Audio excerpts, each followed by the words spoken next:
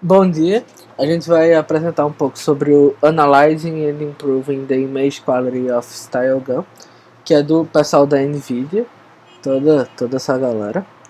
Basicamente, dando um resumo geral, a Style Gun é uma rede neural adversarial que ela é desenvolvida para gerar imagens fotorrealistas. Basicamente, essa é a versão 2, que ele melhora os resultados obtidos anteriormente, principalmente retirando artefato, corrigindo algumas coisas e tal. Os principais artefatos que foram discutidos são esses artefatos que parecem splashes de água e esses artefatos de progressive growing que tem nos dentes e em algumas outras partes da imagem. As principais métricas que foram usadas para avaliar o desempenho das redes foram o FID, que é o French Interception Distance, que é basicamente ele compara a densidade de duas distribuições gaussianas, tá ligado? Que ele basicamente compara as features das imagens geradas pela GAN e do conjunto original, e é usado muito o Interception V3, que foi baseado no ImageNet da Google, da solução do Google para o ImageNet. Precision Recall, que é a fórmula clássica para ver basicamente quanto do treinamento consegue ser gerado e quanto não. E essas duas, o artigo notou que elas focavam muito mais na textura do que nas formas. Então eles procuraram usar outra métrica também para ter uma avaliação mais de formas. Que eles usaram o PPL, que é o Perceptual Path Length, que ela mede a separação no espaço latente e o caminho mais curto entre dois pontos no espaço latente. Basicamente, a fórmula das duas métricas estão aí. Sabendo agora o problema das purezas do crescimento progressivo, precisamos finalmente entender como funciona a arquitetura do histogram. Para assim, podemos entender as mudanças que foram propostas. Primeiramente, temos o espaço latente Z, que é composto por vetores contendo valores aleatórios, seguindo a distribuição gaussiana. Eles possuem 512 dimensões. As vetores aplicaram normalização e uma função de mapeamento F, que nada mais é do que uma rede MLP de 8 camadas, que gera vetores no espaço latente W, que são vetores de estilo de 512 dimensões e que não possuem nenhuma distribuição, permitindo assim que cada característica presente nesse vetor seja independente. Tem também uma constante, que está no gerador aqui no começo, essa função A, que nada mais é que uma transformação afim que separa esses vetores W em dois escalares, o YSI, que escala, né, essa divisão, e o YBI, que nada mais é do que um viés aqui nessa operação da IN, que será falado mais à frente. E também essa função B, que nada mais é do que ele pega esse conteúdo aqui, essa imagem inicial, e aplica um bias pixel por pixel, uma operação de convolução, essa função A da IN aqui, que nada mais é do que alinhar a média variância da entrada, essa entrada X, que é o resultado, essa inicialmente aqui, né, é o resultado da convolução mais a operação da aplicação do bias pixel, a pixel imagem. Aí você alinha essa média e essa variância dessa X para coincidir com o seu Y aqui, visando assim transferir o estilo de Y para o X. Tem também essa operação de upsample, que é do tipo linear. E por fim, as camadas, né, de resolução, 4x4, 8x8, até a resolução máxima, que é 1024x1024. Isso aqui é justamente resultado dessa aplicação dessa técnica de progressive growing, né? Tendo agora a ideia básica da arquitetura do histogram, podemos ver como os autores propuseram a resolução do problema das bolhas. Aqui na imagem A temos a arquitetura que foi anteriormente mostrada, e aqui na imagem B o detalhamento dessa operação daí, normalização de distância adaptativa, separando ela em normalização e modularização. E ao fazer isso, permitiu-se revisitar essa arquitetura, jogando essa operação aqui de bias para fora, para trabalhar com os dados normalizados, E ao fazer isso, percebeu-se que só com o desvio padrão era possível calcular a modulação e a normalização sem perdas.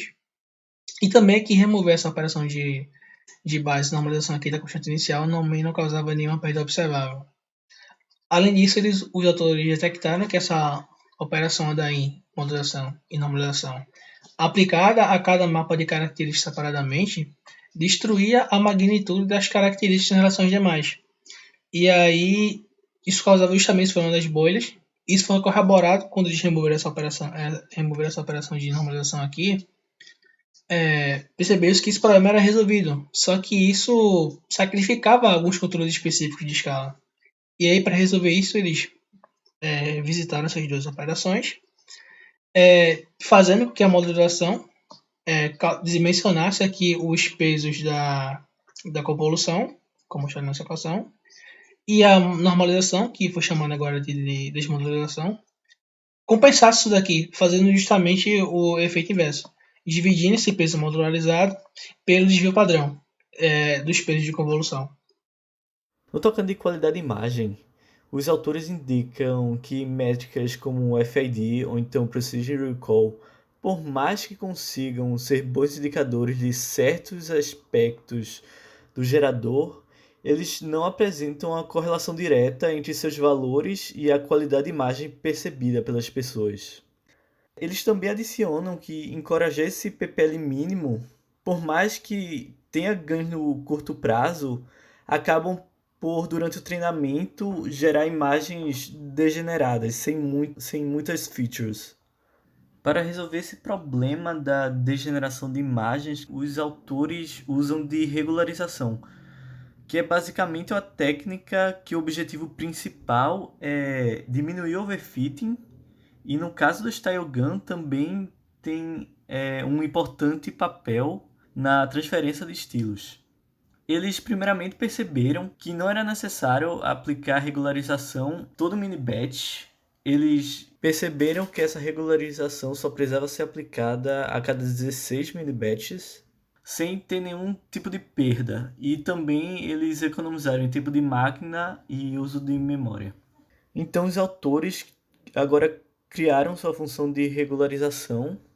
Eles utilizaram a função baseada em matrizes jacobianas, que são basicamente matrizes das derivadas parciais dos vetores de entrada. Com isso, eles conseguiram resultados mais confiáveis e consistentes. Como vocês podem ver nessa imagem de baixo, os autores, usando essa regularização, conseguiram, além de diminuir a média do PPL, também conseguiram aumentar a densidade dessa distribuição em valores mais baixos. Eles acrescentam que com essa regularização teve uma pequena piora do FID, mas que não foi tão impactante assim. Nessa parte do artigo, os pesquisadores tentam resolver o problema dos artefatos de fase, que, como vocês podem ver nesse GIF, é o travamento de algumas features em partes específicas da imagem. Isso é causado principalmente pelo crescimento progressivo, que é uma técnica utilizada no StyleGAN original, que vai se adicionando durante o treinamento pares de discriminadores de geradores com resoluções cada vez maiores. Utilizam isso para facilitar o treinamento de imagens de alta resolução, mas dá esse problema que vocês podem ver. Para resolver esse problema, eles testaram algumas arquiteturas de rede. Eles testaram 3 arquiteturas mais especificamente. Primeiro é essa do MSG GAN, que utiliza skip connections, ou seja, conexões que pulam algumas camadas da rede entre os pares de resoluções iguais dos geradores e dos discriminadores. Depois disso, no passo B da imagem, eles testaram aplicar upsampling e downsampling nas contribuições dessas skip connections para cada camada. Por final, eles mexeram ainda mais na arquitetura da rede. Nesse passo C, eles utilizaram agora uma arquitetura com conexões residuais. Testando essas 3 arquiteturas, eles já acharam que a arquitetura B tem um melhor gerador e a arquitetura C tem um melhor discriminador. A última mudança arquitetural que eles apresentam no artigo é a utilização de redes neurais maiores, que diminui ainda mais esse problema dos artefatos de fase. Um ponto muito importante do artigo é a da projeção das imagens no espaço latente, porque isso abre muitas possibilidades de desenvolvimento, tanto de desenvolvimento criativo, como fazer morphing, style transfer, expression transfer, etc., como também um ponto destacado que é o de fazer auditoria de imagem. Porque como cada vez mais as imagens vêm, a geração de imagens automática vem melhorando, ter ferramentas que a gente possa detectar se as imagens que a gente tem foram geradas ou não, se tornam cada vez mais interessantes. E uma das coisas que a gente pode fazer é isso. A gente usa a projeção no espaço latente para tentar ressintetizar algumas imagens e ver se elas podem ter sido geradas por uma rede neural. Basicamente sendo usado para forensics. Um ponto que eu achei muito curioso no artigo e importante é o consumo de recursos para fazer todos esses experimentos. Só de energia foram usados mais de 130 megawatts e 51 anos de GPU únicas do tipo Volta, que é uma série da NVIDIA mais profissional. Então, basicamente, o que eu quero destacar com isso é que são resultados incríveis, mas que a gente não consegue reproduzir em casa e que mostra uma certa discrepância no desenvolvimento de certas tecnologias, mas que com todo esse gasto de recursos, você consegue ter resultados realmente impressionantes.